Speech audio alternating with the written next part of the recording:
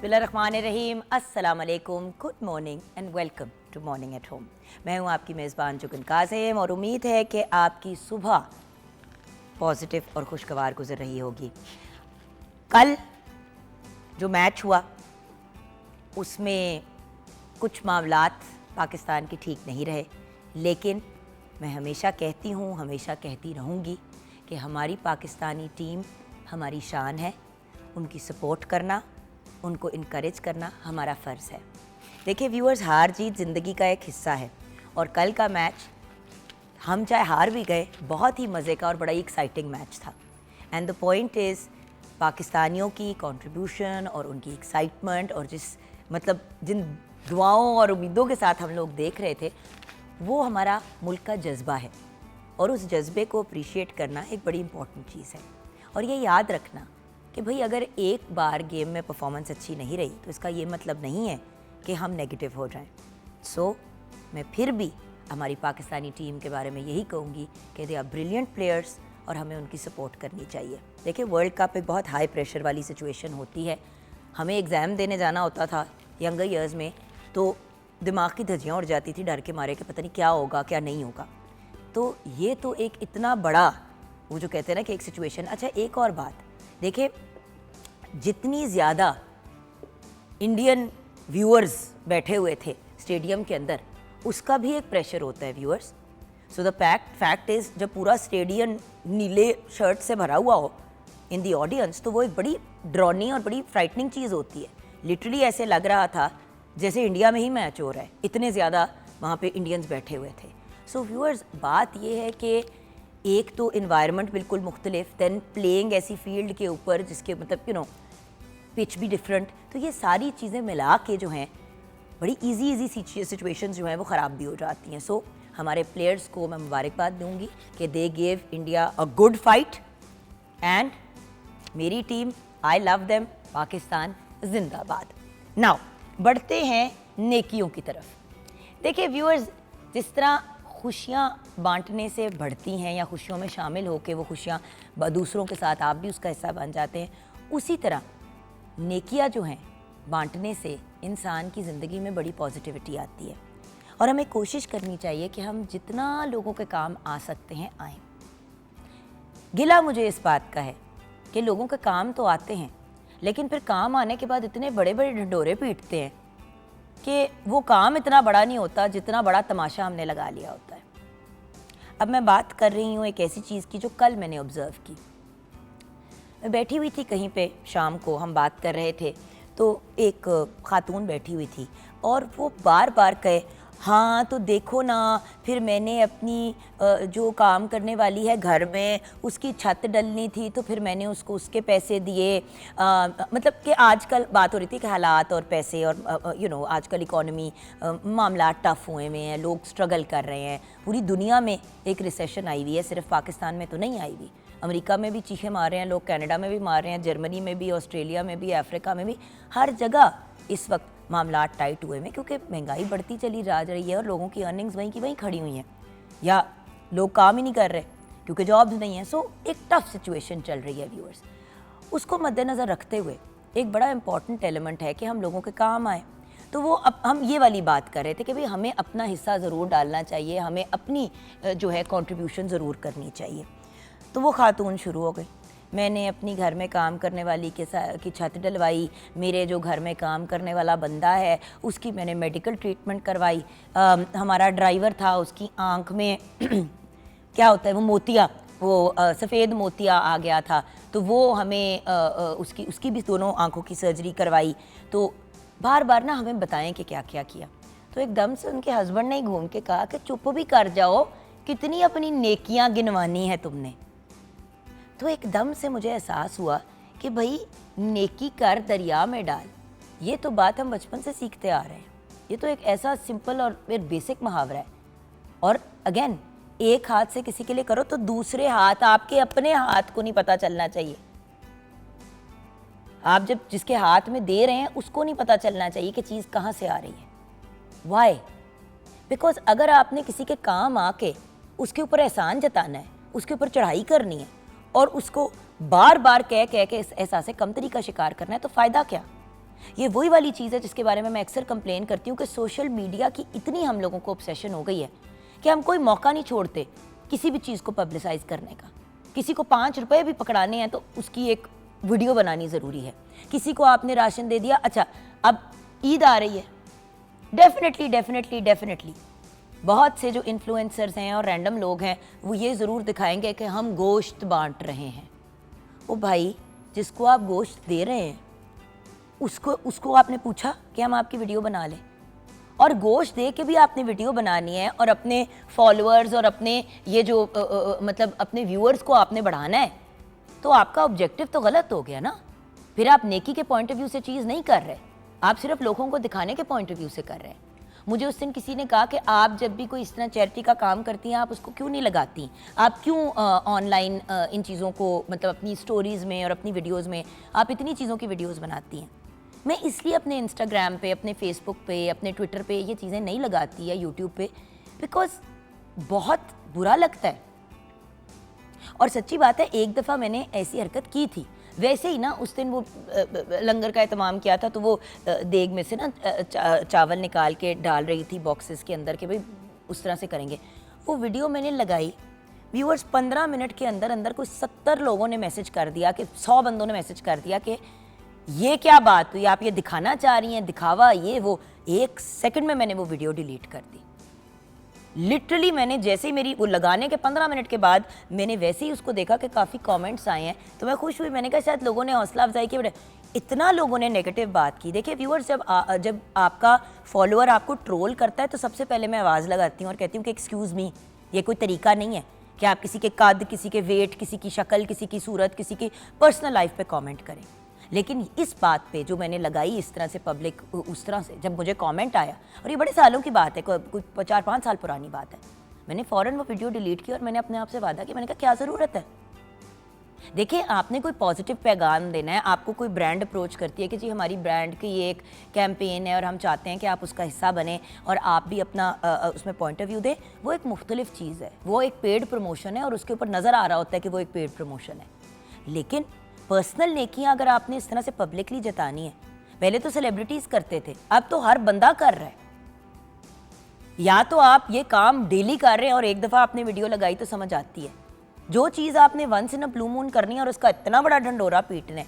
इतने सेलिब्रिटीज़ है, बच्चों के साथ वीडियोस बना रहे होते हैं कि भाई हम यतीम खाने गए और अपने बच्चों के साथ बड़ी ये किया और वो किया, और पूरी वीडियो अपने आप को अहमियत देने की बनाई जा रही है।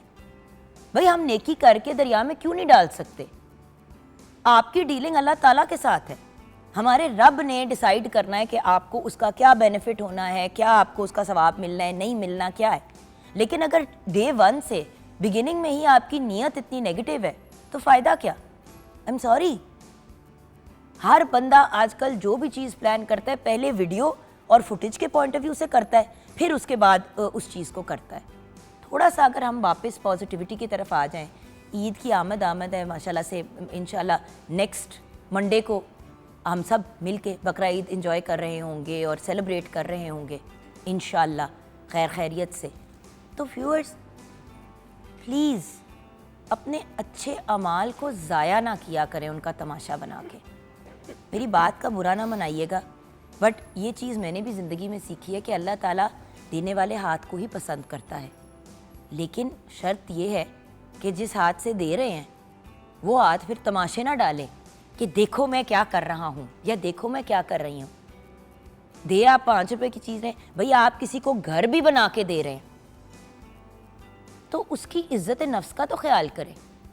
चीज़ देते हुए भी अगर आपने एक बंदे को एम्बैरेस करना है और उसको ह्यूमिलिएट करना है तो देन डोंट डू इट। बंदे के पास जाके एक ढंडोरा पीटा जाता है। क्यों? आपने ये दिखाना है कि आप बड़े दयालु, बड़े काइंड, बड़े गुड पर्सन हैं, तो वो आप लोगों को क्यों दिखा रहे हैं? आपने तो अपने रब को शो करना है और उसका सवाब, उसका फ़ायदा, अपनी ज़िंदगी, अपनी आखिरत, इन सब चीज़ों को पॉजिटिव करने के लिए हम ये काम करते हैं। और कोई भी काम हम सिर्फ नेकी के ऑब्जेक्टिव से क्यों नहीं कर सकते? अल्लाह ताला के साथ डीलिंग को भी साइड पे कर दें। जस्ट हम किसी के लिए कोई अच्छा काम अच्छाई की नीयत से क्यों नहीं कर सकते? नीयत आपकी सिर्फ ये कि मैंने अच्छा काम करना है, इसलिए क्योंकि ये एक अच्छी चीज़ है करने को, इसलिए भी नहीं कि अल्लाह ताला हमें इसका सवाब देंगे, वहाँ पे भी आप बिजनेस डीलिंग कर रहे हैं। नेकी की नीयत से करें, जस्ट क्योंकि आपने अच्छा काम करना है। आगे से अगर आपको उसका सवाब और फ़ायदा मिलता है और अल्लाह मियाँ आपको उसके इवज़ जो भी देते हैं, वो एक प्लस पॉइंट है, उसको भी मेन फीचर नहीं बनाएं। देखिए व्यूअर्स, इस दुनिया में अगर मैं इधर एक एसी वाली स्टूडियो में आपसे बात कर रही हूँ, होस्टिंग करने का मुझे मौका मिल रहा है, यहाँ से रोज़ी रोटी कमाने का मौका मिल रहा है, तो अल्लाह का बड़ा ख़ास करम है। औकात से बढ़ के अल्लाह ताला ने इज़्ज़त दी है। तो जब अल्लाह ताला ने इज़्ज़त दी है, एक कंफर्ट जोन दिया है, गाड़ी में आती हूँ, अल्लाह ने बड़ी मेहरबानी की है। तो जब अल्लाह ताला ने इतनी मेहरबानी की है, जब यूनिवर्स आपके साथ इतनी काइंड रही है, तो उस यूनिवर्स में रहने वाले बंदे, चरिंद परिंद, इनका भी ख्याल रखें, पौधों का ख्याल रखें, दरख्त लगाएं। पॉजिटिव काम भी तो किए जा सकते हैं ना व्यूअर्स। आइए किचन की तरफ बढ़ते हैं। शेफ़ आमना इलियास हमारे साथ हैं और यकीनन मेरी सहेली का भी कोई बड़ा स्ट्रॉन्ग ओपिनियन होगा इस बात के बारे में। अस्सलाम वालेकुम, क्या हाल है आमो? सलाम, बिल्कुल ठीक, आप कैसी हैं? मैं बिल्कुल ठीक हूँ जान। आज का जो टॉपिक है नेकी का, एक तो मैच के पॉइंट ऑफ व्यू से जो मीम्स और बातें लोग कर रहे हैं, सॉरी मुझे बहुत गुस्सा चढ़ रहा है। बिल्कुल ऐसा ही है, बड़ी जान मारी है हमारे प्लेयर्स ने। सामने जो टीम थी वो भी बड़ी स्ट्रांग थी। बिल्कुल। और जस्ट बिकॉज आपकी दुश्मनी है इसका ये मतलब तो नहीं है कि आप भूल जाएं कि वो भी अच्छे प्लेयर हैं। बिल्कुल यही बात है कि वो भी खेलने आए हुए हैं और वो भी हारने तो नहीं आए हुए। ऑब्वियसली वो भी अपना प्रॉपर 100% देंगे और हमने भी दिया है। बाकी खेल है, हार जीत तो जिंदगी का हिस्सा है, कभी हम जीतेंगे कभी और वो बात जीतेंगे। ये, the game is not over yet. Yes, तो जरा हौसला करें। ग्रांटेड अब चांसेस कम है कि हम वर्ल्ड कप में कंटिन्यू कर पाएंगे, but who knows, positive, who knows, आगे अभी और मैचेस हैं, अभी और लोगों ने भी खेलना है, कुछ भी हो सकता है। जी ये चीज़ें रब के हाथ में होती हैं और हमारी और ऑब्वियसली आपकी प्लेइंग कैपेबिलिटीज़ और सारी चीज़ों पे, बिल्कुल। बट हमें पॉजिटिव रहना चाहिए अपनी टीम के बारे में। अगर हम पाकिस्तानी ही अपनी पाकिस्तानी टीम की सपोर्ट नहीं करेंगे तो बाहर वाले आके करेंगे। सोचने की बात है व्यूअर्स। और आज का टॉपिक नेकी कर दरिया में डाल, बहुत ही एज ऑलवेज एक इतना इम्पॉर्टेंट टॉपिक और हमेशा आपकी जो एक तवज्जो होती है इस तरह की चीज़ों की तरफ आप दिलाती हैं। मैं अम्मी हमेशा अक्सर एक बात कहती हैं कि बेटा देने वाले को आप, अगर हम किसी को दे रहे हैं तो वो देने की तौफीक भी हमें अल्लाह ही दे रहा है। अल्लाह के दिए में से हम दे रहे हैं, मतलब उसमें कोई भी आपके अंदर कोई भी प्राइड भी अगर इनकेस आ रहा है तो मेरे ख्याल में वो भी बहुत गलत चीज़ है।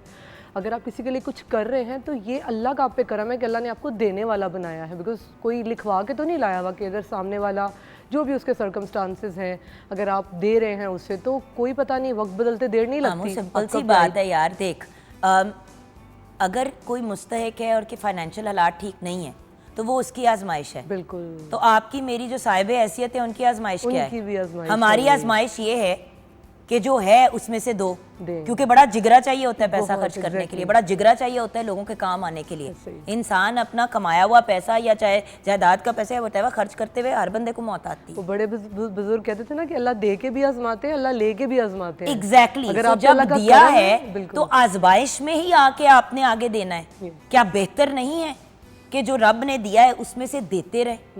100 बलाएं करोड़ बलाएं टल जाती हैं। बिल्कुल ऐसा ही है। और फिर उसमें वही जैसे आपने कहा कि आप सोचें कि वो अगला मेरा एहसान माने या मुझ पे अल्लाह कोई इसका रिवॉर्ड देंगे, वो एक अलग चीज़ है, वो एक नेक्स्ट लेवल चीज़ है। But for the time being अभी आपको एक इतनी अच्छी फीलिंग आती है, कोई भी छोटी सी भी अगर हम नेकी या कुछ भी अगर हम अपनी लाइफ में करते हैं पॉजिटिविटी, तो सिर्फ ये सोच के करें कि बस अभी राइट नाउ मुझे ये अच्छी चीज़ है, ये बेहतर है, ये मुझे करना चाहिए, और बस उसके बाद कोई भी एक्सपेक्टेशन, कोई भी रिवॉर्ड, वो सारी चीज़ों को साइड पे कर दें। ये नेकी कर दरिया में डाल देते थे। बिल्कुल। तो आज हम बना क्या रहे हैं? जी आज हम अरेबिक कुजीन की तरफ आए। बड़ी कोई आपको अरेबिक कुजीन जोर की पसंद है? जी जी बिल्कुल। तो आज हम जो है आपके लिए बेसिक, आपको पता है बहुत ही सबकी फेमस होती है, कोई भी ना भी अगर हम लोग इस साइड पे अगर हम विज़िट करें मिडल ईस्ट में, तो उसके लिए सबसे मेन और बड़ी हाईलाइटेड एक चीज़ होती है कि चिकन मंदी विद राइस। तो वो बहुत ही सबके फेवरेट है, वो हम बना रहे हैं। और उसके साथ हम लोग एक टमाटो की चटनी बनाएंगे, वो उसके साथ जो सर्व होती है, एंड साथ हम बनाएंगे बाबा गनूश।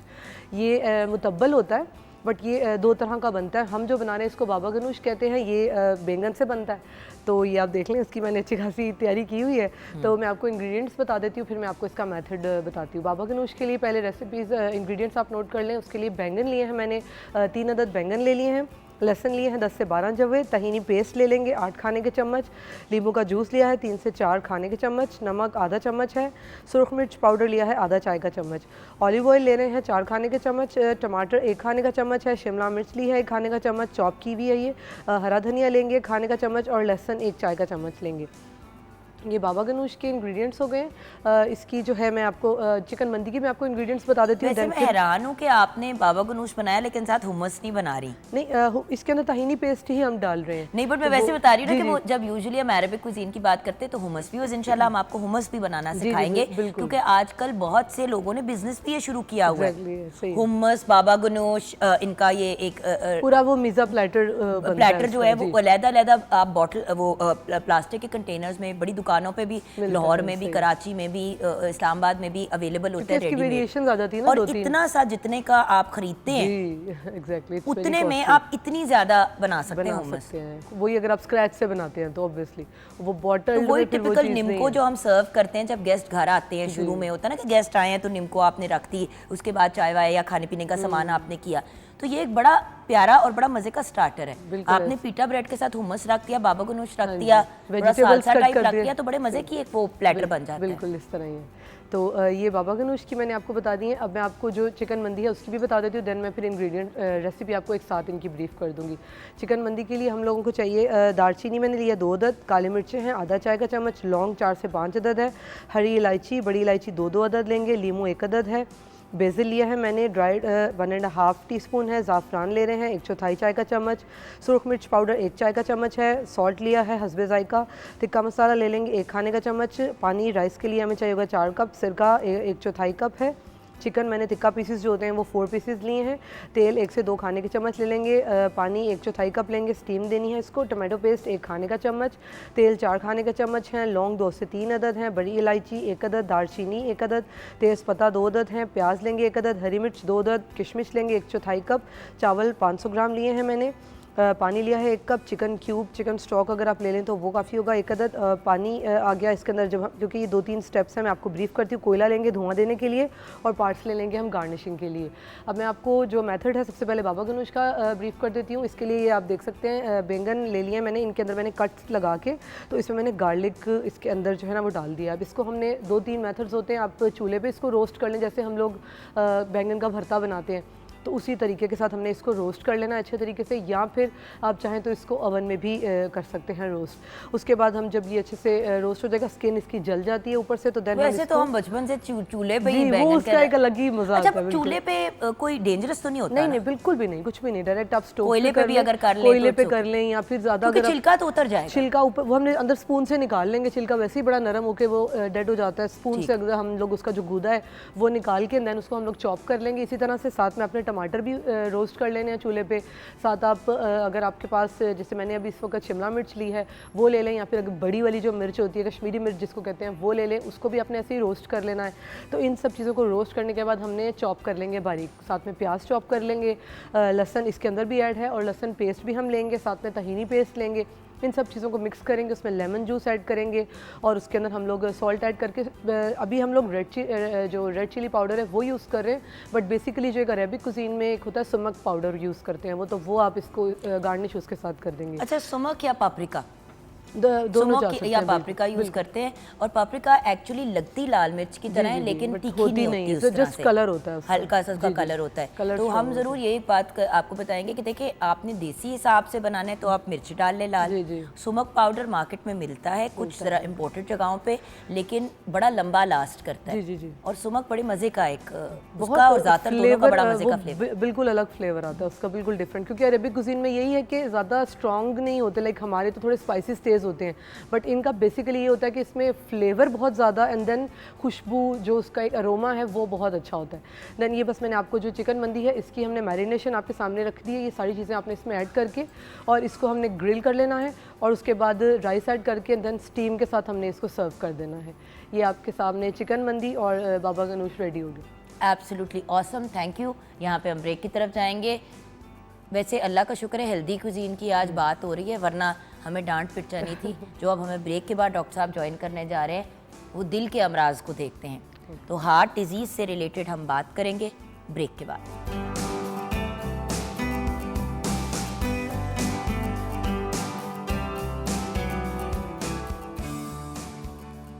Welcome back from the break viewers. दिल की बात यूजुअली रोमांटिकली होती है, लेकिन आज हम बहुत ही अनरोमांटिक गुफ्तगू आपसे करने लगे हैं व्यूअर्स, क्योंकि सीधी बात है, दिल रोमांस तभी करेगा जब बेचारा चल रहा होगा, जब वो प्रॉपर तरीके से काम कर रहा होगा। और अगेन बहुत अफसोस के साथ मुझे कहना पड़ता है कि हमारे मुल्क में दिल के अमराज ज़्यादातर इसलिए एग्जिस्ट करते हैं क्योंकि हम लोग एहतियात नहीं करते, और अगर कोई मसला रूनमा हो रहा होता है या कुछ महसूस हो भी रहा होता है तो जब तक तौबा इस्तग़फ़ार मरने वाले नहीं हो जाते तब तक अस्पताल नहीं जाते, और तब तक मामला बहुत बिगड़ गया होता है। और ये बाय द वे सिर्फ दिल से रिलेटेड नहीं है, कोई भी बीमारी हो, हम फॉर सम रीज़न अपनी हेल्थ को सीरियसली नहीं लेते और फिर हम ही कहते हैं कि जान है तो जहान है।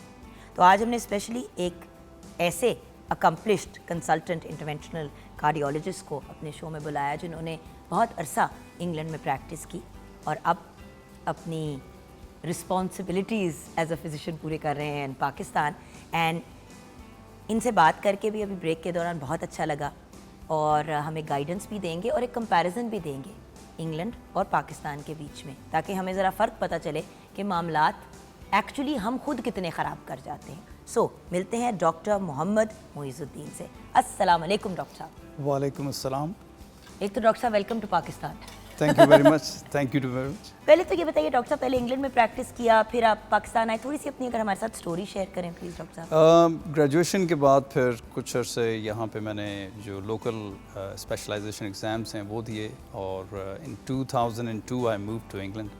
तो इंग्लैंड में फिर राइट फ्रॉम द बेसिक्स दोबारा से ट्रेनिंग की, सीनियर हाउस अफसर, रजिस्ट्रार एंड स्पेशलिस्ट रजिस्ट्रार, फिर इंटरवेंशन फेलो, फिर बिकेम अ कंसल्टेंट, और उसके बाद फिर then I worked in a very large tertiary centre, Liverpool Heart and Chest, for 7 years. It's one of the largest in the Europe. One of the biggest and मतलब लोग यहाँ से उठ के वहाँ जाते हैं अपने ऑपरेशन कराने के लिए। बिल्कुल, तो वो it is top of the line Phenomenal. kind of, हाँ। और बस उसके बाद फिर as the time comes, I decided maybe it's time to come back घर आते हैं। ना, और कुछ deliver back to the society as well, deliver back to my people. तो then I डॉक्टर साहब, decided आप it's time जैसे to लोग come ही back. हमारे लिए एक बहुत खूबसूरत एग्जाम्पल हैं। देखिए वहाँ पे एज अ डॉक्टर बंदा जो कमाता है कंपेयर टू हेयर ज़मीन आसमान का फ़र्क है, लेकिन इसी चीज़ से हौसला भी होता है, खुशी भी होती है, और थोड़ा सा उम्मीद हमारे अंदर जागती है कि आप जैसे अकम्पलिश्ड लोग बाहर जाके इतना कुछ अचीव करने के बाद वहीं पे रह के आपने उसका फ़ायदा नहीं, उसके फाइनेंशियल बेनिफिट नहीं उठाया, आप अपने मुल्क वापस आके अपने लोगों का ख्याल रख रहे हैं। So I have to commend you on that. Thank you very much. देखिए लोग यहाँ पे काम करते हैं तब तक जब तक वो यहाँ से निकल सके, ऐसे ही। और फिर वापस नहीं आते, और फिर सारी उनकी अगली जनरेशन वहीं पे एज एक्सपर्ट्स अपनी ज़िंदगी गुजारते हैं। So the fact that you come back, इसको एक्नॉलेज करना मेरे लिए ज़रूरी था। Thank you very much for that. मेरा ये ख्याल है कि there different stages in life. आप कुछ स्टेजेस होती हैं जिसमें आप खुद बहुत कुछ सीख रहे होते हैं, और ये जो सीखना होता है ये कभी ख़त्म नहीं होता, द लर्निंग नेवर एंड्स। मगर then there are stages in life when you are in a situation where you can teach a lot of other people as well. तो अभी जो मेरी स्टेज है करियर के अंदर, उसमें I had a big teaching role as well. तो मेरे पास कार्डियोलॉजी के इंटरवेंशन के फेलोज़ होते थे, तो उनको इंटरवेंशन सिखाना कि किस तरह स्टेंट डालने हैं, एंजियोग्राफी करनी है, पेस मेकर्स करने हैं, ठीक है ना। और इसी तरह फिर बहुत सारे स्टूडेंट्स हैं, मेडिकल स्टूडेंट्स हैं, और वो हैं लोग जो कि डिफरेंट स्टेजेस ऑफ ट्रेनिंग में हैं, क्योंकि कुछ बहुत सीनियर होते हैं, कुछ बहुत जूनियर होते हैं। तो this is how it works. बिल्कुल सही। तो डॉक्टर साहब अब मुझे ये बताइए, सबसे कॉमन हार्ट डिजीज़ दुनिया में क्या है? कुछ जनरल होती है ना, जैसे डायबिटीज़ हर जगह प्रॉब्लम है, लेकिन यहाँ पे 30% पे पहुँची हुई है। जी जी जी। अगर आप WHO का डेटा चेक करें तो ऑलमोस्ट 39% ग्लोबल डेथ्स जो हैं वो कार्डियोवास्कुलर रीज़न से होती हैं। तो अगर आप देखें कि किसी भी जगह पे इन ईजी वर्ड्स अगर 100 लोगों की डेथ हुई है तो उसमें से 39 लोग जो हैं वो डायरेक्टली हार्ट रिलेटेड कंडीशन की वजह से उनकी डेथ होगी। तो आप इमेजिन कर सकते हैं कि कितना बड़ा बल्क है ग्लोबली हार्ट डिजीज़ के बर्डन का। तो heart disease is the major killer in the entire world. लेकिन डॉक्टर साहब क्योंकि एक हम कंपैरेटिव बात आपसे कर सकते हैं तो मैं ये ज़रूर जानना चाहूँगी कि इंग्लैंड में या यूरोप की साइड पे आपने क्या मामलात देखे और यहाँ पे उसके मुकाबले में क्या देखे, क्योंकि अनफॉर्चुनेटली बाहर के अगर फिगर्स टोटल दुनिया के 39% है तो पाकिस्तान में शायद 50-60% होंगे, क्योंकि हम एहतियात करते ही नहीं हैं और हमारी पॉपुलेशन 51-52% ख़वातीन की है और ख़वातीन तो बिल्कुल ही नहीं अपना ख्याल करती।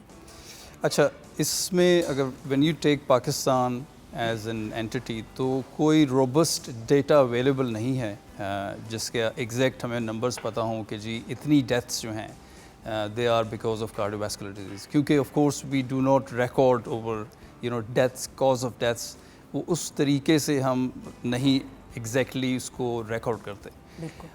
तो उसका फिर मगर जो मेरा अंदाज़ा है, जिस तरह मैं डॉक्टर से मिला हूँ, लोगों से मिला हूँ, कुछ पेशेंट्स देखे हैं, यहाँ पे heart disease actually much younger लोगों को हो जाती है, काफ़ी आप समझें 8 से 10 साल पहले शुरू हो जाती है। And exactly the reasons are जो कि आप अभी मेंशन कर रही थी कि उसमें लोगों को सबसे इम्पॉर्टेंट चीज़ अवेयरनेस ही नहीं है। भाई तुम्हारा जिस्म तुम्हें बता रहा है कि मसला है, कहीं आप तंग हो रहे हैं, तो बॉडी का तकलीफ़ में होना या अनकंफर्टेबल होना जिस्म के लिए एक नॉर्मल चीज़ नहीं है। तो अगर आप तकलीफ़ में हैं या आपका जिस्म आपको खुद बता रहा है कि मुझे कुछ हो रहा है, तो आप उसको इग्नोर कर रहे हैं। फिर जब भट्टा बैठ जाता है तो लोग रो रहे होते हैं, पिट रहे होते हैं कि हाय ओ रब्बा बाईपास की तरफ जाना पड़ा। वो भाई बात स्टेंट पे मुक जानी थी अगर आप इंसान बन जाते। राइट के रॉन्ग? नहीं, बात मैंने बड़ी बेसिक बात की हाँ, है। हाँ, नहीं, आपकी मतलब बात। अगर चीज वो कहते हैं ना prevention is better than the cure, पता चल रहा है कि कुछ होने वाला है, पहले रोक लो। असल में जो इसकी जो इंटरवेंशन है ना, इसकी जो इसका हल है वो बहुत ही अर्ली और बहुत ही बेसिक्स चीज़ों के अंदर है। इवन वेल बिफोर के किसी को सिम्टम्स शुरू हो, तो इट कम्स और कहते हैं it dies down to the healthy lifestyle. तो इसका जो कॉर्नर स्टोन है वो हेल्दी लाइफस्टाइल ही है, और उसको प्रमोट करने के लिए आपको एजुकेशन करनी पड़ती है। You actually need to teach the teacher, you need to teach the institutions, you need to teach the legislators as well. Doctor साहब बुरा ना मनाइएगा, लेकिन हमारे मुल्क में हर दूसरे कार्डियोलॉजिस्ट का अपना वेट नॉर्मल से 20-25 किलो ज़्यादा होता है, इतना पेट निकला हुआ होता है। सॉरी, आप लोग खुद कहते हैं कि पेट नहीं लिखना हुआ ना। मैंने इसी प्लेटफॉर्म पे इसी सीट पे जिस पे आप बैठे हुए हैं और भी डॉक्टर्स के इंटरव्यू किए, बट उनकी अपनी फिजिकल स्टेट ऐसी होती थी कि जब वो बात कर रहे होते तो मैं ब्रेक में कहती थी आप खुद नहीं इन चीज़ों का ख्याल रखते। बिकॉज बंदा यही सोचता है ना। तो बात ये कि जो कहने वाले हैं, जब वो खुद हेल्दी लाइफस्टाइल के, आप खुद अगर फिट नहीं लगेंगे डॉक्टर साहब, तो आपकी बात मैं क्यों सुनूंगी? Absolutely, absolutely. If you don't look the part, why am I going to believe anything you say? बनता नहीं है। So you need to lead by example, ठीक है ना। आपको वो बन के दिखाना है, वो करके दिखाना है। और one part of that is, and I have had this comment many times in my career already, और to stay fit and to be in a regular routine is very important, ठीक है ना। और फंडामेंटल्स के अंदर है as a society, if you look at that we need to have a healthy lifestyle. हम सब जो अवाम हैं उनको ये सोचना होगा कि हमें हेल्दी लाइफस्टाइल की तरफ आना है। तो डॉक्टर और ये बहुत अर्ली ऑन शुरू होता है। Like we are talking school education से बच्चों को पता लगना शुरू हो जाए कि क्या चीज़ हेल्दी है, क्या चीज़ अनहेल्दी है। डॉक्टर साहब एक ब्रेक की तरफ पढ़ते हैं। ब्रेक के बाद जब वापस आएंगे तो दो चीज़ों का आपने मुझे एक तो एक्सप्लेनेशन देनी है। हेल्दी लाइफस्टाइल मैं आपके पास पार्ट 2 में आऊँगी। मुझे उससे पहले आपसे ये जानना है कि हार्ट अटैक और एंजाइना में क्या फ़र्क है, ताकि ये तो हमारे व्यूअर्स को पता चल जाए। और इसको प्रिवेंट हमें पता है कि अच्छे हेल्दी पॉजिटिव लाइफस्टाइल से किया जा सकता है, बिल्कुल, अनलेस आपकी कोई जेनेटिक या कंजेनिटल प्रॉब्लम ना चल रही हो। exactly. इस पे हम ब्रेक के बाद बात करेंगे। ठीक है, आप हमारे साथ रहिएगा।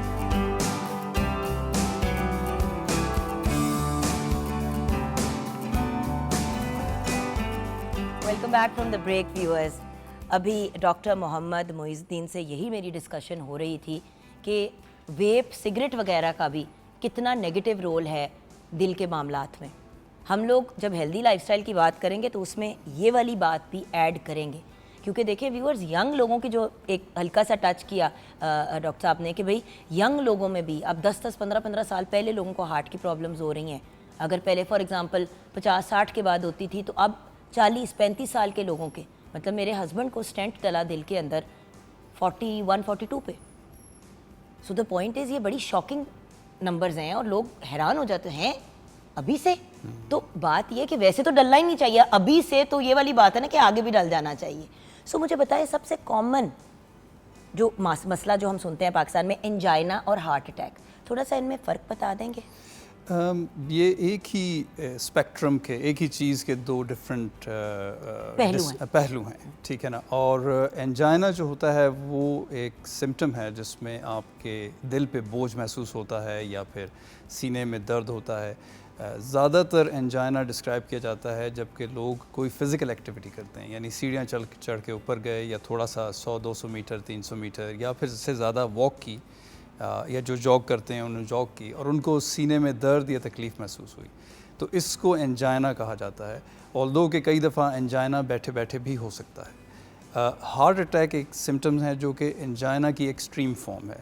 उसका एंजाइना की तरह के सिम्टम होते हैं मगर जैसे chest pain, heaviness, tightness, severe indigestion, जैसे बहुत ज़्यादा बदहज़मी महसूस होती है। 90% यही तो होता है कि लोग सोच रहे होते हैं कि उनको गैस हुई हुई है, गैस हुई, डॉक्टर पे जाते हैं तो फ़ौरन आपको एडमिट कर लेते हैं कि आपको गैस नहीं है, आपको हार्ट अटैक हो रहा है। हाँ। और बड़ी दफ़ा लोग हार्ट अटैक को कंफ्यूज कर लेते हैं उससे, लेकिन इसका ये मतलब नहीं है कि आप इसको लाइटली लें।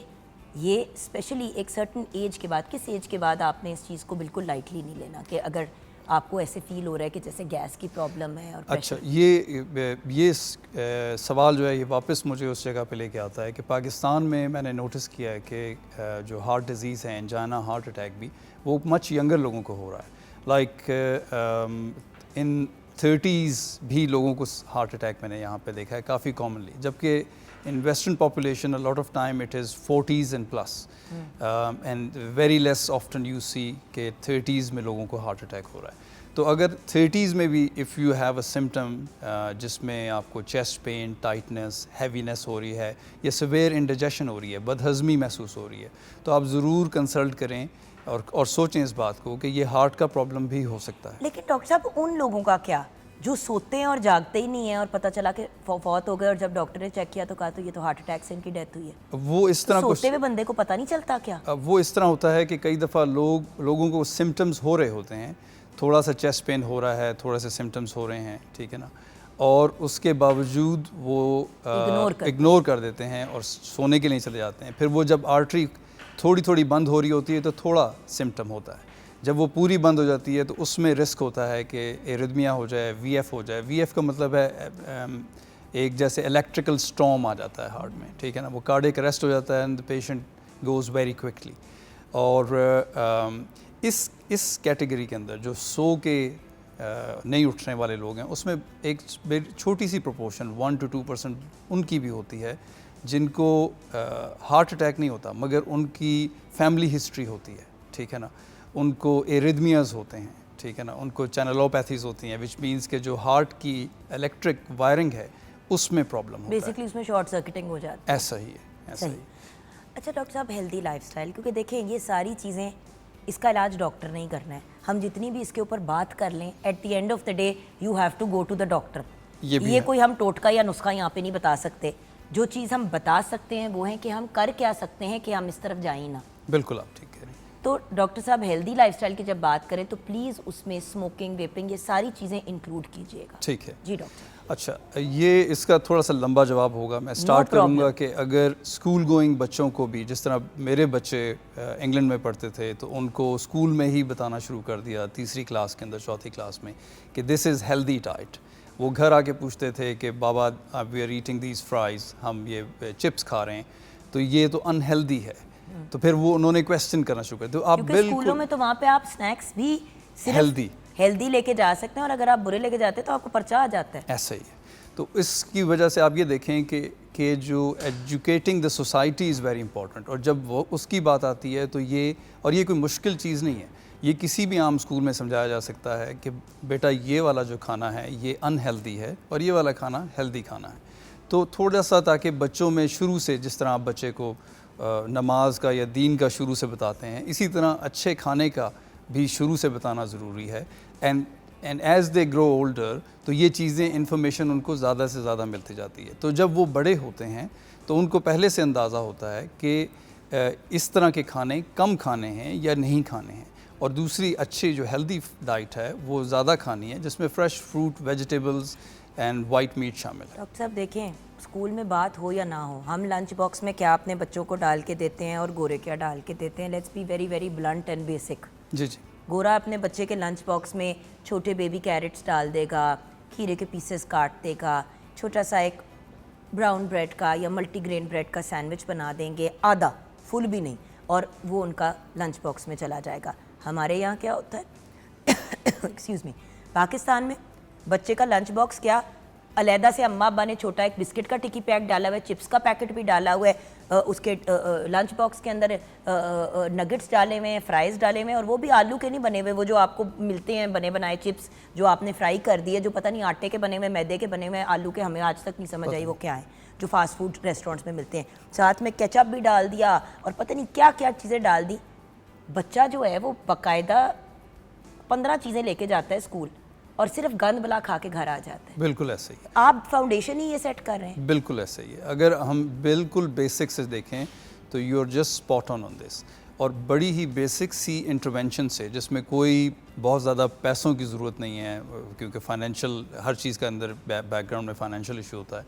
ये बड़ी बेसिक सी टीचिंग है जो कि अगर आप कुछ पेरेंट्स को टीच करें, मतलब इस मॉर्निंग शो का मकसद भी ये है, कुछ पेरेंट्स को टीच करें, मदर्स को टीच करें, फादर्स को टीच करें, और आप देखेंगे कि over the period of time you will have a relatively more learned generation, जिनको पता होगा कि जी ये चीज़ अनहेल्दी है और ये चीज़ हेल्दी है।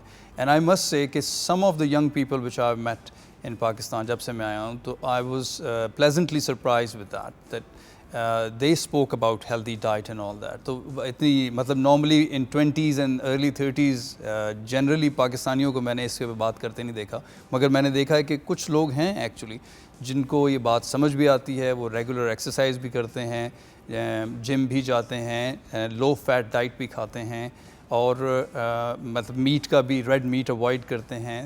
इसका मतलब ये नहीं है कि आप बिल्कुल नहीं खा सकते, मगर आपको एक बैलेंस तरीके से चलना है। Fresh fruit and vegetable, nuts का इस्तेमाल बहुत इंपॉर्टेंट है, ठीक है ना। And drinking water is very important to keep yourself well hydrated. नींद का क्या अमल दखल है इस मामले में? नींद जो है, हम एक ऐसा मुल्क है कि हम सारी रात जागते हैं और दिन में सोते हैं। अगर काम ना कर रहे हैं और अगर काम भी कर रहे हो तो सारी रात जागते हैं, सुबह आपने काम पे गए बीच, और फिर आके शाम को 2 घंटे सो के फिर सारी रात जागे। मतलब अजीब पागलों वाली लोगों की स्केड्यूल्स हैं यहाँ पे। अगर आपका नींद का साइकिल ठीक नहीं है then you are likely to put on weight, ठीक है। And the main reason for that is कि आपका जो सर्केडियन रिदम है, जो अल्लाह ताला ने एक निज़ाम बनाया है कि एक हार्मोन जिस्म से किस टाइम पे निकलेगा, वो आप उसके अगेंस्ट चले जाते हैं, ठीक है ना। और नो मैटर आप जो मर्ज़ी कर लें, आप उसको रीसेट नहीं कर पाते, और इसकी वजह से फिर आप जितना मर्ज़ी एक्सरसाइज करें, फिर आपको अंदर टेंडेंसी होगी कि you will put on weight. अच्छा, putting on weight is actually, वो कहते हैं द बेसिक ईवल, सब बिल्कुल जड़ है बुराई की। उससे ये होगा कि फिर आपसे ना एक्सरसाइज होगी, फिर आपका ब्लड प्रेशर ऊपर जाना शुरू हो जाएगा, फिर आपका कोलेस्ट्रॉल ऊपर जाना शुरू हो जाएगा, फिर आपको डायबिटीज़ शुरू हो जाएगी।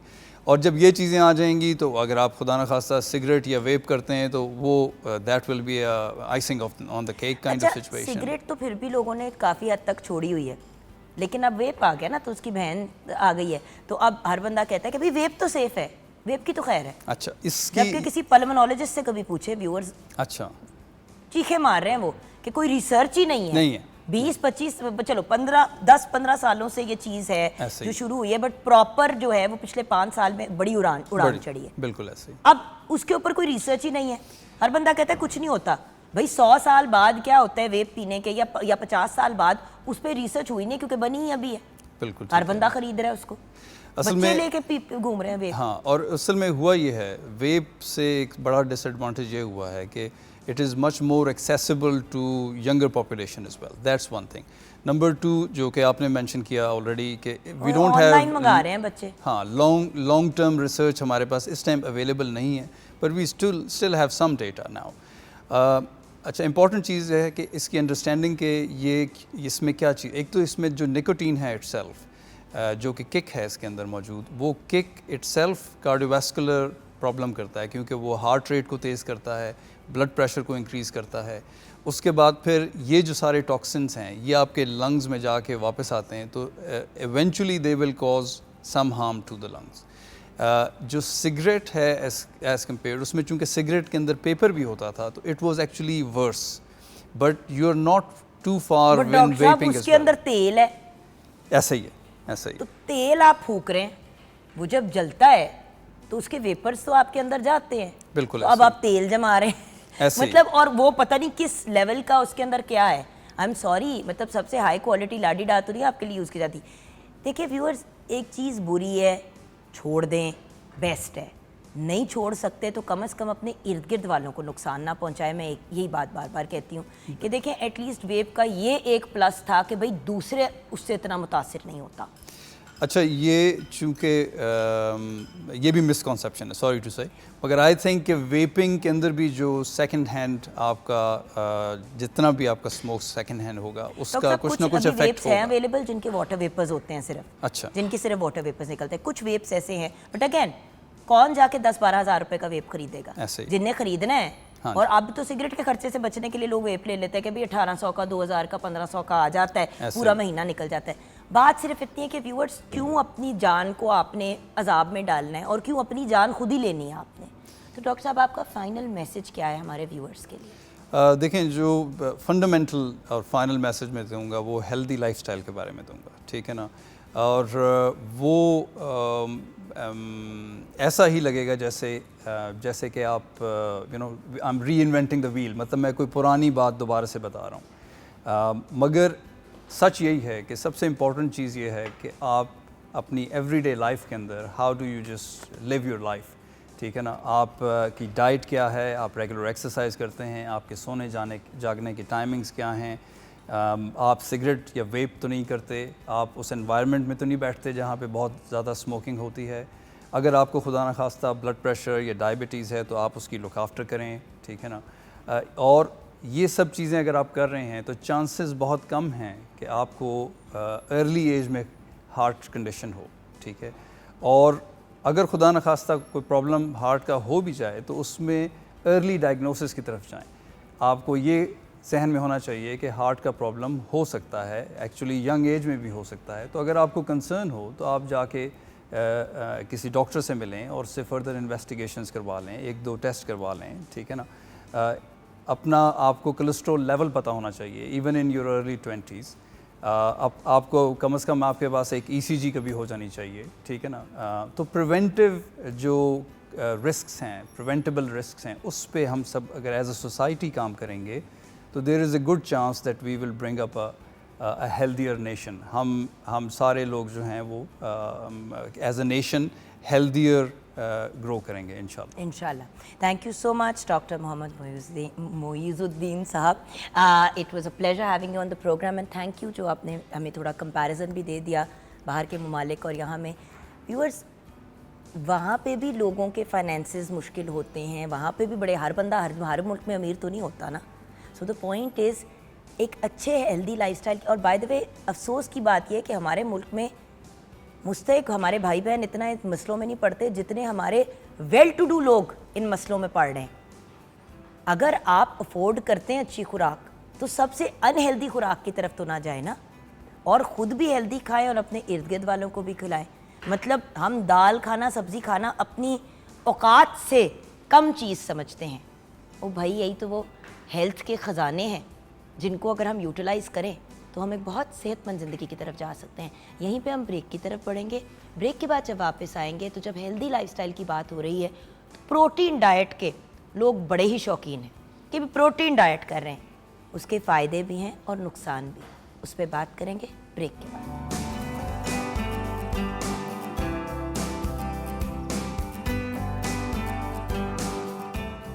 Welcome back from the break viewers. अब बड़ा ही हसीन पैनल ऑफ गेस्ट है हमारा, लड़के के अलावा।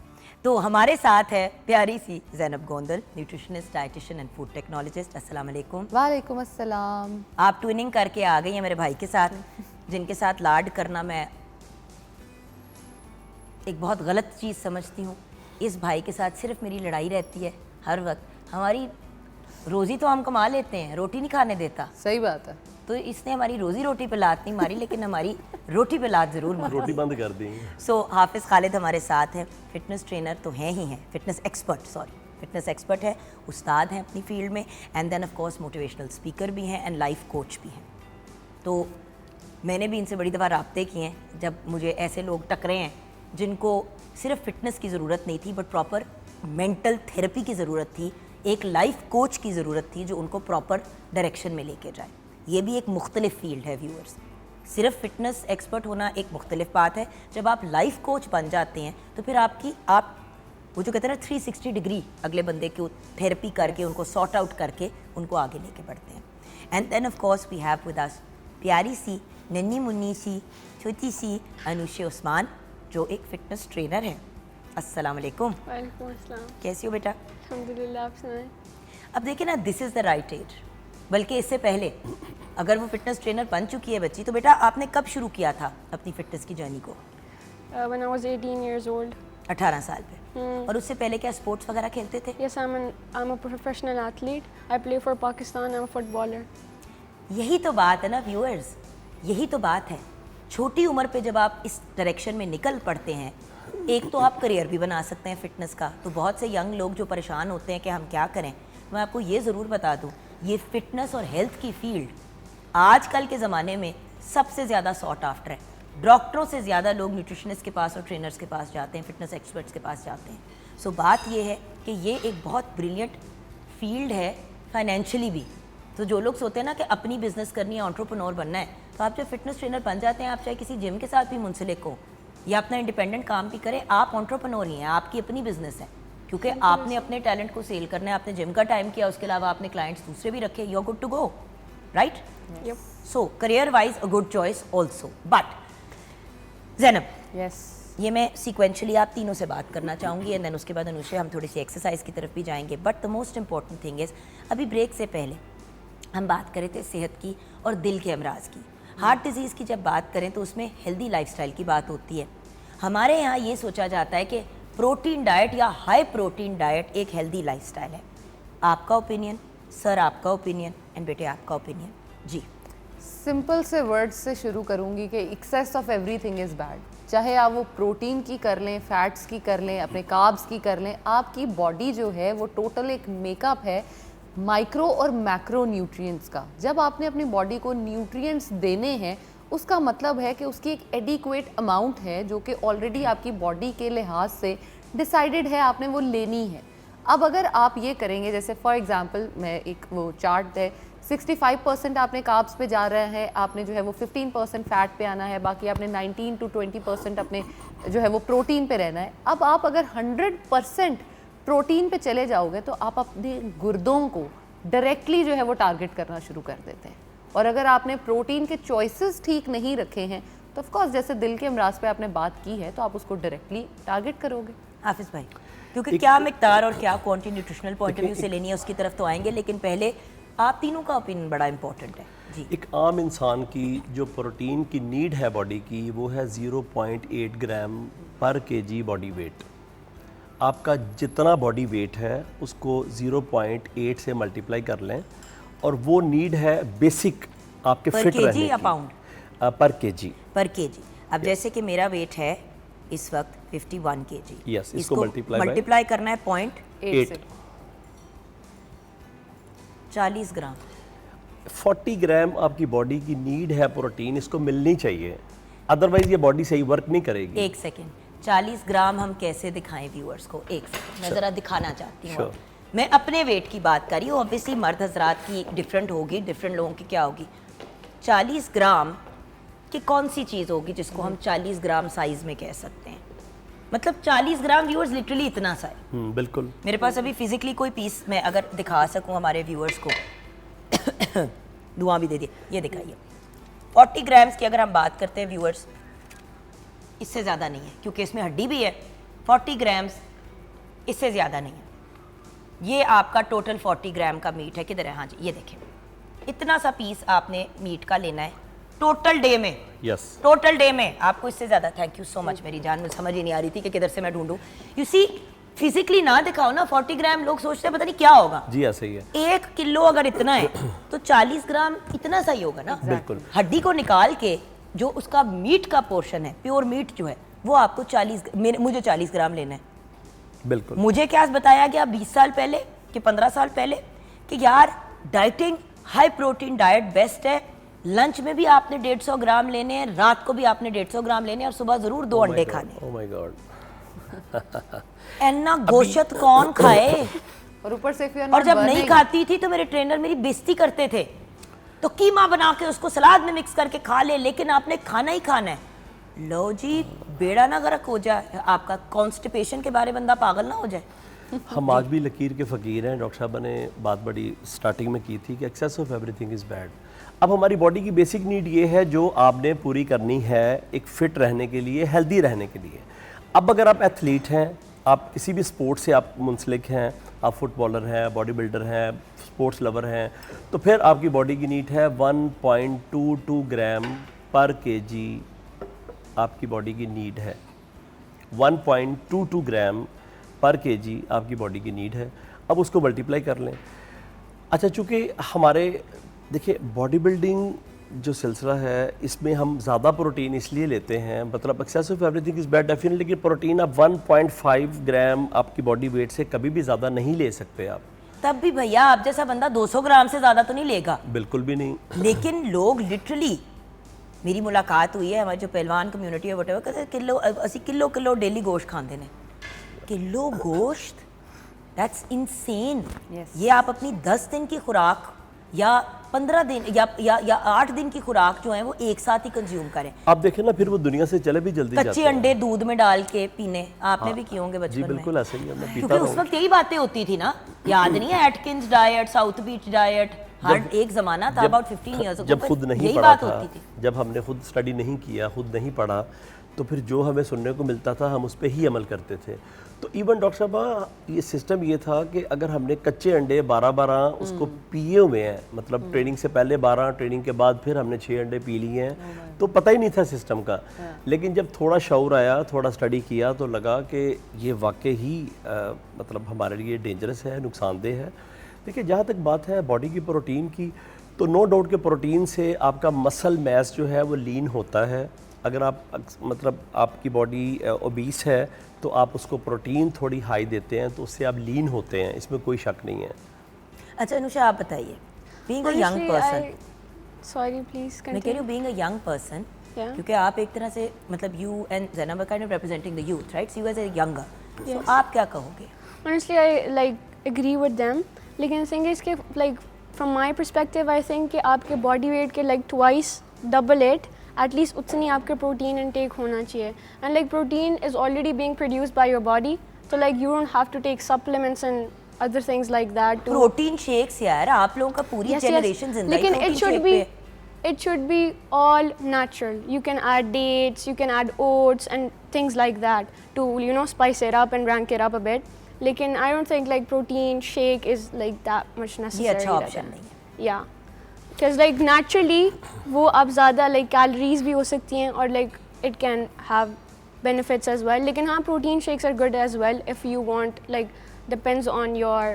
भाई देखो, अगर गोल। आपको मौका नहीं मिलता, होता ही है कि प्रोटीन शेक पी के गए या एक्सरसाइज की, प्रोटीन शेक पिया जिम में फ़ौरन ही एक्सरसाइज के बाद, उसके बाद घर आए और फिर खाना खाया। भाई अगर प्रोटीन शेक ले लिया तो वो फिर आपकी एक मुकम्मल खुराक है। फिर आप उसके अंदर और मतलब चीज़ें ऐड करके क्यों? और देखिए प्रोटीन शेक आपका पेट कभी उस तरह से नहीं भरता जिस तरह आपका खुराक पेट भरती है। जैसे हम बिल्कुल कार्ब से ऐसे। पेट फुल कर लेते हैं, बिल्कुल ठीक। सो देन राइट कॉम्बिनेशन क्या है? जो इन्होंने कहा है वो सुनने में बहुत खूबसूरत है, लेकिन इम्प्लीमेंट करने में थोड़ा सा मुश्किल है। मुश्किल इस तरह से है क्योंकि हमारा जो एक लाइफस्टाइल है, अगर हम उसमें इन चीज़ों को इनकॉर्पोरेट टाइम से और ठीक तरीके से नहीं करते तो हम लोग बहुत ज़्यादा अपनी बॉडी को भी ख़राब करते हैं और अपनी स्किन को भी ख़राब कर लेते हैं। मसला यहाँ आता है कि आपने प्रोटीन तो लेना है, लेकिन प्रोटीन की राइट चॉइसेस क्या हैं, उसकी राइट अमाउंट क्या है और उसको किस टाइम इस्तेमाल करना है, ये बहुत ज़रूरी है समझना। अगर आप लोग जैसे जिम के से पहले आप प्रोटीन शेक की बात कर रही हैं, तो जिम जाने से पहले protein shake is not must, आपको लेना ज़रूरी नहीं है। एक्सरसाइज के बाद यूजुअली लेते हैं लोग। हाँ, व्हाट आई मीन इज और बाद में जाते हुए भी- यूजुअली 2 बनानास ले लिए, एक केला खा लिया, जो प्रॉपर वर्कआउट करते हैं। खजूर ले लें, कॉफ़ी ले जा सकती देखिए है। पहली बात ये है कि प्रोटीन का कोई टाइम नहीं है। एग्जैक्टली ये हमने प्रोटीन का टाइम जिम के बाद बनाया हुआ है कि जिम में जब हम मैं तो ट्रेनिंग, वो बता रही हूँ ना जो मैं देखती हूँ। जी बिल्कुल ऐसे ही है। एक्सरसाइज आती यार, एक वक्त था हम एक्सरसाइज करने जाते थे, हर बंदा भागता था पानी के फाउंटेन की तरफ के यार पानी पी लेंगे, अपनी पानी की बोतलें पी रहे होते थे। अब सारे भागते हैं पानी के फाउंटेन की तरफ जहाँ पे वो डिस्पेंसर लगा हुआ होता है कि भाई शेक का हम पाउडर डाल के ले आए हैं, उसको करें। और पूरा एक हुजूम बंदों और औरतों का खड़ा होता है जो अपने शेक ला ला के पी रहे होते हैं। हम लाइक यार ऊपर से बद जायका यार, ऊपर से बद जायका। या तो बड़ी कोई लजीज चीज हो ना तो बंदा कहे चलो यार कभी कभार पी लिया, प्रोटीन जहर जैसा उसका अब टेस्ट। उसने बहुत अच्छा ऑप्शन दिया है कि आप ओट्स ले लो, उसके अंदर आप पीनट बटर ले लो, थोड़े से आलमंड्स लो, खजूरें डालो, आपका बेहतरीन घर की चीज़ों से जो है वो प्रोटीन शेक रेडी है। आपको और किसी जरूरी रेडीमेड नहीं है की कि ज़रूरत नहीं गोश्त है। ही डाले, सब्जियों फलों के अंदर भी जो एनिमल ऑप्शंस हैं। प्रोटीन दुनिया की सबसे अच्छी प्रोटीन है। एनिमल प्रोटीन दुनिया की सबसे अच्छी प्रोटीन है। अग्रीड, लेकिन एक पॉइंट आता है जब वो एनिमल प्रोटीन आपको नुकसान पहुंचाती है। जितनी आपकी फिजिकल रिक्वायरमेंट है प्रोटीन की, वो आप बेशक एनिमल प्रोटीन से पूरी करें, क्योंकि ज़ाहिर ही आयरन का जो कंटेंट आपको मिलता है, हम एक बहुत अनीमिक मुल्क है। Yes. सो एक एक्सट्रीम है उन लोगों की। अब अनीमिक क्यों है? क्योंकि हम मीट खा भी रहे हैं लेकिन अजीब तरीके से। रेड मीट से ज़्यादातर लोगों ने इज्तनाब करना शुरू कर दिया। चिकन खाएंगे और 1-1 किलो चिकन डेली की खा लेंगे। खाने में आज क्या खाया मैंने? 2 एक सीने का पीस थे, 1 लेग पीस खाया है डिनर में। अद्धी मुर्गी खा गए तुसी? आधी मुर्गी खा गए बेचारी। कुकड़ी जो है वो पूरे घर के लिए आई थी, आपने आधी मुर्गी खुद ही खा ली। So the point is it's not a कंजूसी थिंग। हम लोग फाइनेंसेस पे रो रहे होते हैं क्योंकि हम गोश्त से हटते ही नहीं है। एनिमल प्रोटीन बेस्ट है, सही कह रहे हैं आप, लेकिन उसके साथ दाल, सब्जी, Exactly. फल, नट्स, पानी हजम करने के लिए बिल्कुल इट्स बिल्कुल इम्पॉर्टेंट। ऐसे ही है। अच्छा बेटा, आप जरा इस साइड पे आके अब हमें बताओगे कि आज आप क्या एक्सरसाइज बताओगे। मैं वहाँ पे आ जाती हूँ आप लोगों के पास, और हाफिज भाई आप हमें गाइड करते रहेंगे जी, कि जी। अब अनुष्या में 1 बाय 1 क्या एक्सरसाइजेस, क्योंकि देखिए कुछ भी करो एक्सरसाइज उसके साथ जरूरी है। देखिए बिल्कुल घर में ऐसे रह ही के जो खवातीन जिम नहीं जा सकती वो क्या करें अनुष्या? जी मैं बताऊंगी वो वही करेंगी जो आप करने लगी हैं। जी 4 basic exercises बताऊंगी for fat loss training, and this is for ab workout as well, and these are super easy and can be done anywhere at any time. बिल्कुल ठीक है। ठीक है, and in my opinion staying fit is very important because थोड़ी भी activity ज़रूरी है। थोड़ी Let's बहुत start- हिलजुल जरूरी है। जी जरूरी ठीक है लाइफ में। अब Let's ये start- व्यूअर्स आप आराम से घर में अगर कालीन बिछा हुआ है नरम, या अगर आइडियली वैसे ये व्यूअर्स मैट ऑनलाइन कहीं से भी 1500 में भी मिल जाता मिल है, जाता है, बिल्कुल। हाँ मिल हर जाता जगह है। पे तो है अब घर। एक दफ़ा ले लेंगे तो एक इन्वेस्टमेंट है। अच्छा इसके लिए मैट मेरे मैट 3-3, 4-4, 5 साल हो गए, बल्कि मेरे पर्पल वाले मैट्स को अच्छा बिल्कुल जो ठीक है। आप कारपेट पे भी कर सकती हैं, जानमाज बिछा के भी कर सकती हैं अगर मैट नहीं है तो। लेकिन मैट सबसे अच्छा है क्योंकि अब ये इसके ना थोड़ा मोटा होता है तो आपको एक्सरसाइज के दौरान ना हेल्प आउट करता है आपको। बिल्कुल एक सपोर्ट मिल जाता एक है। बिल्कुल सपोर्ट support मिल मिल जाती जाती है। है, तो cushion मिल सही आपको इक्विपमेंट के पॉइंट ऑफ व्यू से सिर्फ एक इस मैट की जरूरत है। जी बिल्कुल। ब्रेक के बाद वापस आएंगे और अनुषे हर आप बंदा पूरी की afford पूरी कर हमें सकता है। डिटेल में बताएंगी 1 बाय 1 कि क्या एक्सरसाइजेस आप और मैं घर पे कर सकते हैं। एंड बाय द वे मर्द हजरात भी एक्सरसाइजेस कर सकते हैं घर से। बिल्कुल ही अगर आप सिर्फ दफ्तर जा रहे हैं और घर आ रहे हैं और कोई काम नहीं कर रहे तो आप भी ये एक्सरसाइजेस कर सकते हैं। कुछ तो करें, कुछ तो करें। ब्रेक के बाद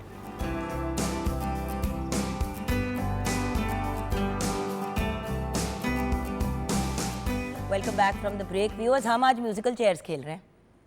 भाई मैं भी देखना चाहती हूँ कि अनुष्या में क्या सिखाती है, कि ऑनेस्टली पिछले दिनों कुछ एक इंजरी हुई मेरी बैक में, और उसके बाद से एक्सरसाइज का वो जो टाइम था वो रह गया। तो वो 2 महीने से बस वॉक ही हल्की फुल्की हो रही है। तो कम से कम ये एक्सरसाइजेस घर पे कर लूँगी तो एटलीस्ट रूटीन में तो वापस आनी शुरू कर जाऊँगी। लेकिन किचन में पहले नज़र डालते हैं उस तरफ निकलने से पहले। जी मैडम। जी चिकन मंदी मुतब्बल और जो टमाटो सॉस है हमारी वो रेडी हो गई है कुछ सर्व करने के और लिए। मैडम आप भी सिंगल पसली हैं, लेकिन आपसे एक रिक्वेस्ट है कि वो जो आज सिखा रही है आप भी वो फॉलो कर लीजिएगा, बिकॉज बात बहुत सिंपल है। अल्टीमेटली आई नो आप भी मुझे कहती हो यार मैं बिजी होती हूँ, बच्चे, फैमिली, सारा कुछ, नहीं मेरे पास टाइम होता, बट जानी ये ज़िंदगी के लिए इंपॉर्टेंट चीज़ें हम कम से कम ये तो कर सकते हैं। ऐसे ही है, और देख के ये अगर तो व्यूअर्स को सीख कह रहे हैं तो लेंगे। हमें भी करना बिल्कुल चाहिए। ऐसे ही। ओवर टू यू मेरा बच्चा। हम लोग अब स्टार्ट करेंगे 4 मेन एक्सरसाइजेज हैं और सबसे पहली वाली जो है बल्कि वो वार्म अप के लिए भी बहुत ज़्यादा अच्छी है, तो लाइक ये वार्म अप भी हो जाएगा और फैट लॉस ट्रेनिंग का एक पार्ट भी है ये। ठीक है। तो let's start with knee marches. अच्छा, I thought you were going to high knees. नहीं हाई नीज वो बहुत ज़्यादा वो हो जाएगा High knees बिकॉज लाइक थोड़ी उसकी fast होती स्पीड है, भी ज़्यादा तो होती है। beginner नहीं कर this is for everybody out there, for all the women out there जिनको थोड़े प्रॉब्लम्स भी हैं नॉल वगैरह, तो लाइक उनके लिए भी इजी है। नी मार्चेस करेंगे, इसके अंदर आपके हैंड मूवमेंट भी है, आपके वो भी है, तो like this is a full body workout as well. बिल्कुल सही। तो the second exercise is jumping jacks. ठीक है, स्कूल में करते थे पीटी। पीटी ये वही है। ये पीटी है भाई, बड़े स्कूल बूढ़े में बिल्कुल किया। सही थे, हम गलत थे। देखिए आज भी हम Jumping वही jacks कर रहे हैं जो करेंगे। स्कूल- कितना अच्छा लग रहा है किसी को एक्सरसाइज करते हुए देखते हुए और खुद ना करते हुए। देखो इसीलिए हमने अपने सबसे छोटे बच्चे को को इस तरफ लगाया खुद था। हम सुबह करके आए हैं ना। नहीं, आप करके आए हैं, मैं तो करने की तरफ वापस जाना चाह रही हूँ, वो गंदी गुड़िया मार रही है मुझे। जी और बेटी। इन दोनों की नी मार्च और जो क्या कहते हैं जंपिंग जैक्स हैं, उन दोनों की रेपिटेशंस 40 ईच करनी है। और ये 40 और कितनी दफा? ये एक सर्किट है, इसको 4 दफ़ा फॉलो करना है, like this whole circuit, like ये सारी 4 एक्सरसाइज को आपने 4 दफ़ा रिपीट करना है। अच्छा, तो पहले आपने एक दफा 40 दफा किया एक सेट कंप्लीट मार्च, पूरा। फिर आपने किया अपने जंपिंग जैक्स। अब तीसरी चीज तीसरी एक्सरसाइज है हील टैप्स। इसके अंदर आपने लेट के ही करना है और स्लोली करना है। जान, ये 40 कोई नहीं कर हील सकता। टच। चलो मेक इट 30। ठीक है, देखिए अपने हिसाब से व्यूअर्स चलें। अगर आपको फॉर एग्जांपल 20 भी करके आप एक पूरा सर्किट मुकम्मल कर सकते हैं तो, बट जितनी दफा वो कह रही हैं, एक सर्किट एक दफा नहीं करना, एक एक सर्किट सर्किट 4 टाइम्स रिपीट 4 करना दफा है। और करना। मेक श्योर फर्स्ट के इसको 4 एक्सरसाइजेस एक लाइन में की, फिर उनको 4 दफा उस Yes. पूरी रूटीन को आपने रिपीट और किया, और जितना बीच में slowly आप rest लेना perform भी करेंगे, ज़रूरी है। उतना इफेक्टिव रहेगा ये। जितना आराम से। ठीक जितना आराम से करेंगे उतना इफेक्टिव रहेगा। एग्जैक्टली जितना आराम से करेंगे उतना इफेक्टिव, और आपका पोस्चर वगैरह you have to make sure कि इट इज़ कम्प्लीटली राइट। और like last exercise is Russian twist. This is going, ये आपकी क्या कहते हैं इस Love एरिया handle को, लव sides हैंडल्स को टारगेट करती है, और नॉट ओनली दैट आपके ऑब्लिक्स को भी टारगेट करती है। तो इसकी भी 40 रेपिटेशंस ईच होंगी। Are you serious? इतने से आपको इफेक्ट आ जाता है? डेफिनेट उनकी कमर के हिसाब से वो इतने से कर रही हैं। जब आप थोड़ा फास्ट करेंगी, थोड़ा आपकी कमर अगर बढ़ी है तो आप ट्विस्ट ज़्यादा करेंगी। आप ज्यादा अनुषे बोलेंगे। प्लीज ज़रा ट्विस्ट थोड़ा ज़्यादा करें आप। जरा वो दिखाओ कि हाँ। तीसरा पूरा जब टर्न। ये, अच्छा, ये। इसका एक और सोल्यूशन है। अगर आपसे आप हाथ आपके ऑकवर्ड हो रहे हैं ना, तो फॉर एग्जांपल हाँ, इसको बॉल पकड़ ले बेटा हाथ एक दफा में। दिखा दो, क्योंकि अब घर बाल- में खरबूजा, तरबूज, छोटा कोई भी चीज़, खरबूजा कोई भी- पकड़ लें और एक दफा वो दिखा दो जिस तरह हम बॉल के साथ ये ये ले देखें। तो आपको थोड़ी सी मूवमेंट में आसानी हो जाती है, बॉल मेरी पकड़ लें, कोऑर्डिनेशन बॉल ऑफ पकड़ हो लें, जाती कुछ है। पकड़ थैंक यू लें मेरा हाथ बेटा। तो you can do this Yes. With वो भी आप अगर छोटा तरबूज ले खरबूजा ले लें, हाँ, तो वो येलो भी वाला, that's तो वो fine. आपको वेट भी दे देगा। इवेंचुअली आप ऐसे उसको यूज कर सकते हैं, राइट? बिल्कुल डम्बेल्स, इस तरह की चीजें जरूरी नहीं है घर में। हाँ जी। पानी की इतनी 500 ml की उससे बोतल भी हो होती है, सकता उन दोनों को भर उसको भी लें, use कर 2 सकते को हैं। खाली होती हैं बोतलें, अक्सर लोग करते हैं, वो सेव कर लें, उसमें पानी भर के उसको अपने डंबल बना लें। और उसके अलावा भी अगर आपने अपना आपको चैलेंज करना है और लाइक अगर आपने इंक्रीज करना है, if you want to like you know rank it up a little bit, तो आप एलिवेशन कर लें, एलिवेशन ऐड करें और फिर कर लें। तो इसमें काफ़ी वेरिएशन है, डिफरेंट और इससे से वेरिएशन से variation आपके एब्स को फर्क पड़ता है ना। जी बिल्कुल। This is all fat loss training and full body exercise training. नहीं ना की हुई होगी, एलिवेशन होगी होगी नहीं, नहीं। मसला ये है। आप नहीं, बट वो टांगे इन्होंने बार-बार यही कहा ना गिराएंगे। कि अपनी इसी 4 नहीं, बड़ा एक्सरसाइज अच्छा वो एना ते कर practice- सकती है ना। बड़ा अच्छा अगर उसने वो 1 वीक बताया, आप प्रैक्टिस कर लेना अच्छे से तो तो हो बस जाएगी। थोड़ा लेग रेजेस भी बता दें ज़रा प्लीज। लेग रेजेस भी देखिए, 4 की तो हमने आपको सर्किट बता दी है। हाँ जी। अब आप इसको 5 की भी सर्किट बना जी सकते बिल्कुल, हैं, 5 6 की की भी भी 6 बना की भी सकते कर हैं। सकते हैं। अच्छा, लेग रेजेस में हाफ लेग रेजेस भी कर दें, फुल भी करके ठीक दिखाइए है, प्लीज। पहले हाफ करके दिखाऊंगी। Sure. हाफ के अंदर basically you can be at this position, ठीक है, या तो हाँ। लेट के भी कर सकते ओके हैं। Okay, I understand. लेट्स करें वो देखे ना अपनी एथलेटिक बातें बता रही है, मैं उसको घुरी मार रही हूँ कि पुत्र ना कर, हमारी उम्र देख, हमारी हालतें देख, तेरी मेहरबानी। ये हाफ है, ठीक ए है, हाफ हैगी ने ते फुल की हैगी है फुल ये है। ओ बेड़ा गर्क। बस आपने मेक श्योर फर्स्ट कि आपका ग्लूट मसल जो है, हिप्स को आपने उठाना नहीं है। अच्छा सर, ये देखिए कि मूवमेंट कितनी स्मूथ है। हाँ, ना exactly. ना उसने कोई झटका मारा है, ये ना वो कोई बिल्कुल परफेक्ट एंगल है, ये परफेक्ट एंगल है। अगर आप हिप को उठा लेंगे तो फौरी कमर में पेन निकल आएगी आप। अच्छा, एक चीज का गिला, आजा मेरा बेटा, आ जाओ। Thank you so much my darling, beautifully done, beautifully done. But बात ये है कि अब मुझे हाफिज भाई एक चीज एक्सप्लेन करें।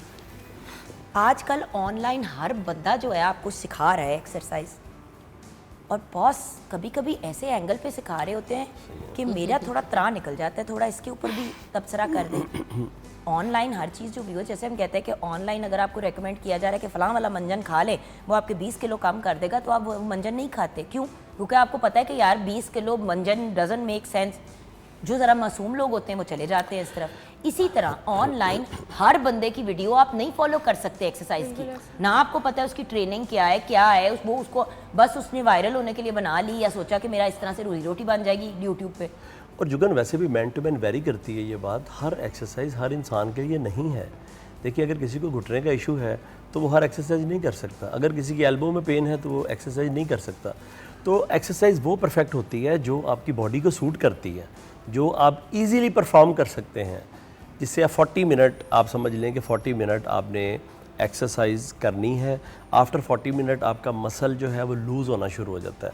लोग 2-2 ढाई घंटे जिम में लगाते हैं, फिर उसके बाद कहते हैं फ़र्क नहीं पड़ा। तो फ़र्क कैसे पड़ेगा भाई? मतलब जब आपका मसल इतना थक टूट जाएगा तो वो अपने आप को रिकवरी कर सकेगा, वो बेचारा कुछ बन नहीं पाएगा। और मैं एक और करेक्शन कर दूं, लोग समझते हैं कि जिम में जाकर हम बॉडी बिल्डर बनेंगे। आप 2 घंटे में बॉडी बिल्डर नहीं बनते, 22 घंटे में बॉडी बिल्डर बनते हैं जो जिम के बाहर आप गुजारते हैं। अच्छा, जिम के बाहर जो टाइम गुजरता है, एक तो I know that your complaint to me always is कि जुगन आप ही लोग आ जाते हैं, कहते हैं हमने वजन कम करना है, ना तो खुराक मानते हैं और ना ही एक्सरसाइज करते हैं। उनको लगता है कि सिर्फ एक डाइटिशियन, न्यूट्रिशनिस्ट, फूड टेक्नोलॉजिस्ट के पास मुलाकात कर लेंगे या ट्रेनर से आके मुलाकात कर लेंगे तो वेट खुद ही कम हो जाएगा, जादू हो जाएगा। ऐसा मेरे साथ वैसे हुआ था एक बार कि एक क्लाइंट आई थी, उन्होंने आके मुझे पे किया, प्लान लिया, चली गई। महीने बाद आकर मुझे कह रही है कितना वज़न कम हुआ है। मैंने कहा कि ये तो आप मुझे बताएंगे आगे से। कह रही है नहीं जी, पैसे दे तो गई थी, वो आपने बताना है कितना वज़न कम हुआ है। मतलब एक समझने की बात है कि हम लोग इस चीज़ को समझते हैं कि हमने जिस चीज़ के पैसे दे दिए शायद वो ऑटोमेटिक हो जाएगी, लेकिन पैसे देने से पहले ये डिसीजन लेके जाएं कि अगले जो कहना है वो करना भी है। बिल्कुल। मैंने तो जिम में ये बड़ा देखा है, एक्सरसाइज करा रहा होता है आपको ट्रेनर, अगला बंदा कहता है नहीं मैंने ये भी नहीं करना, मेरे से ये भी नहीं होगा, मैं ये भी नहीं कर सकती, मैं वो भी नहीं कर सकती, मर्द औरत दोनों। और जिम में मैक्सिमम अगर लोग कख नहीं कर सकते तो जिम क्यों आए हो फिर? जाओ, वो बातें बंदियां करने के लिए तोड़ो आते फिर। हैं। नहीं, वो बातें करने के लिए आते हैं ना, खुद एक्सरसाइज करते हैं ना आपको करने देते हैं। खैर, जो बाहर आपके 22 घंटे हैं वो इसलिए ज़्यादा इंपॉर्टेंट है क्योंकि आपने हेल्दी लाइफ अगर गुजारनी है तो 70% इज़ योर डाइट। अगर आप अपनी डाइट को प्रॉपर नहीं करते हो, चीज़ों को मैनेज नहीं करते हो, तो आप कभी भी हेल्दी नहीं रह सकते। जिम में जो है आप अपनी बॉडी को टोन ज़रूर कर सकते हो लेकिन हेल्दी नहीं कर सकते। हेल्दी आपने अपने खाने से ही करना है और एक्सरसाइज भी वही इफेक्ट देगी जो आप खाओगे। अब आप ये कहें कि आप सारा दिन पिज़्ज़ाज, बर्गर्स और सॉफ्ट ड्रिंक्स और शुगरी आइटम्स पिएं और आप जिम जाके उसको बर्न आउट करें, तो दैट इज़ नॉट पॉसिबल। मैं डॉक्टर ज़ैनब की बात को थोड़ा बढ़ाना चाहूँगा। वो कहना ये चाह रही हैं, उन्हीं की तो बात हम बढ़ाना नहीं चाहते लेकिन चलें ठीक है, आपने बढ़ा कह दिया लेते तो हैं। भैया बिल्कुल। आपको करोड़ गुना माफ है। Thank you so much. देखिए जिम में लोग जाते हैं वेट लूज़ करने के लिए, जबकि जिम वेट लूज़ करने के लिए नहीं बना, जिम बना है फिट होने के लिए। वेट लूज़ आपका किचन में होता है, हमारा उल्टी हिसाब है। यानी हम ट्रेनिंग अच्छी कर लेते हैं। देखिए 85% न्यूट्रिशन है आपकी डाइट जो है ना, 85% रोल आपकी लाइफ में उसका, और 15% आ जाती है एक्सरसाइज। हम 85% जो नहीं है भैया, लेकिन ये जब आप बात कहते हैं ना, ये आप लोगों ने ट्रेनर्स ने कहनी शुरू कर दी है बात। इससे हो क्या रहा है कि व्यूअर्स ने एक्सरसाइज ही छोड़ दी है। हर बंदा घूम के कहता है कि 15% है ना, 85% कर लेते हैं, फिर भूखे मरना शुरू कर देते हैं।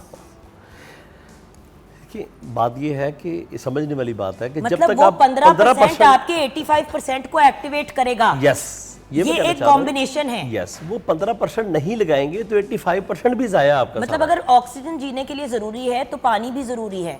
आप पानी पीते रहे, ऑक्सीजन आपका रोक दिया, आप मर जाएंगे। उसी तरह अगर वेट कम करना है तो नींद, खुराक, एक्सरसाइज, मीनिंग, लाइफस्टाइल।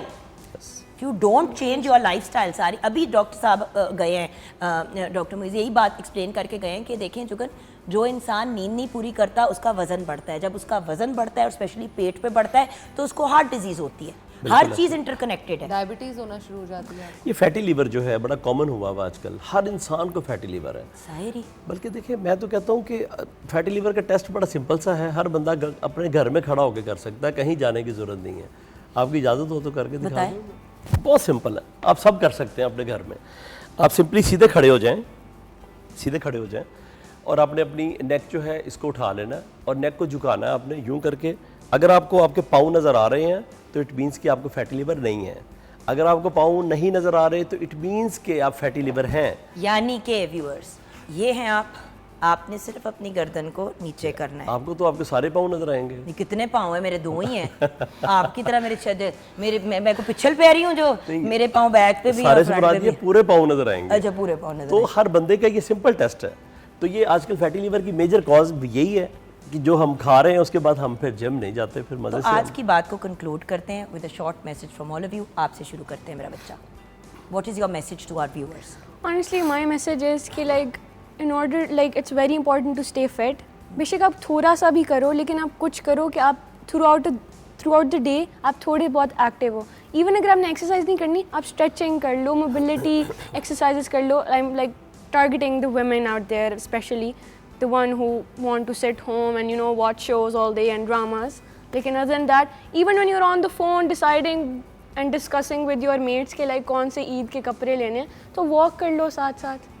मतलब like daily active थोड़ा बहुत तो रहना चाहिए। और हाँ, obviously as they both mentioned and you said it yourself कि diet और ये दोनों चीज़ें साथ manage करना is very important। जी आप अल्लाह ताला ने इंसानी बॉडी का मैकेनिज्म इतना खूबसूरत बनाया है, इसको जितनी रेस्ट देंगे आप उतना मरेंगे। आप जितना इसको इस्तेमाल में लाएंगे, जितना इसको इस्तेमाल करेंगे, उतना लॉन्ग लाइफ जिएंगे आप। तो मैं कहता हूँ कि हमेशा खुद पे इन्वेस्ट करें। जो लोग खुद पे इन्वेस्ट करते हैं, आने वाले वक्त में लोग उनको गूगल पे सर्च करते हैं। बिल्कुल सही। ठीक है, जैसे जैनब आपको भी कभी कभी लोग कर ही लेते हैं सर्च। हाँ जी, सर्च करते हैं, मैं भी सर्च आप करता तो हूँ। फॉलो भी करते हैं। हाँ बिल्कुल जी, करता हूँ मैं। हमें पता चल गया। हाँ, मेरा जो मैसेज है वो इन दोनों से थोड़ा सा डिफरेंट आज होने वाला है। मेरा मैसेज ये होने वाला है कि इन्होंने बताया कि किस तरह पूरे साल को मैनेज करना है, लेकिन मैं बताना चाहती हूँ कि जो एक हफ्ते में हम अपनी बॉडी के साथ करने जा रहे हैं ना, जैसे ईद आ रही है, तो ईद पे गोश्त सुबह, दोपहर, शाम, रात, अगले दिन प्लीज़ थोड़े से कार्ब्स को, थोड़े से फैट्स को, थोड़ी सी जो है ना अपनी वेजिटेबल्स को भी डाइट में ऐड करके रखें और सभी फूड ग्रुप्स को मैनेज करें ताकि आप बीमार ना हो और सेहत के साथ इंजॉय करें। Thank you so much guys for joining us and it was really lovely having you on the show also. Nusha, Thanks ये to तो you as well. पुराने पापी My हैं आप, pleasure. जरा लेटेस्ट एडिशन हो हमारी गैंग में। बट वही तो बात है ना कि व्यूअर्स, आप किसी भी एज कैटेगरी में हो, eight the end of the day सेहतमंद ज़िंदगी गुजारनी बहुत ज़रूरी है।